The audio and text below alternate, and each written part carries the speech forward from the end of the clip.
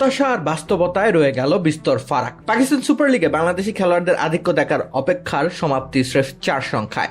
নিলাম থেকে 3 জন বাংলাদেশি খেলোয়াড়কে দলে ভিড়িয়েছে পিএসএল এর 3 ফ্র্যাঞ্চাইজি। এদের মধ্যে রিশাদ হোসেনের দলপ্রাপ্তি ছিল অনুমিত। দিনের প্রথম বাংলাদেশি হিসেবে তাকে ক্রয় করে রাওয়ালপিন্ডি। নতুন ফ্র্যাঞ্চাইজির জার্সিতে নিজের দ্বিতীয় পিএসএল আসর খেলতে চলেছেন রিশাদ। গত আসরে লাহোর কালান্দার্সের হয়ে শিরোপা জিতেছিলেন, 7 ম্যাচে নিয়েছিলেন 13 উইকেট। এবার আর সেই দলে ফেরা হয়নি তার। তবে পিএসএল এর নিলাম থেকে দল পাওয়া বাংলাদেশি খেলোয়াড়দের মধ্যে সর্বোচ্চ পারিশ্রমিক বাগিয়ে নিয়েছেন রিশাদ। তার জন্য 3 কোটি পাকিস্তানি রুপি খরচ করেছে রাওয়ালপিন্ডি। দ্বিতীয় বাংলাদেশি হিসেবে পিএসএল ইতিহাসে প্রথম নিলামে বিক্রি হন নাহিদ রানা। গত আসরেও তিনি খেলেছিলেন পাকিস্তান সুপার লিগ। পেশোয়ার জালমির জার্সি উঠেছিল তার গায়ে। এ দফা সেই পেশোয়ার হয়েছে নাহিদের ঠিকানা।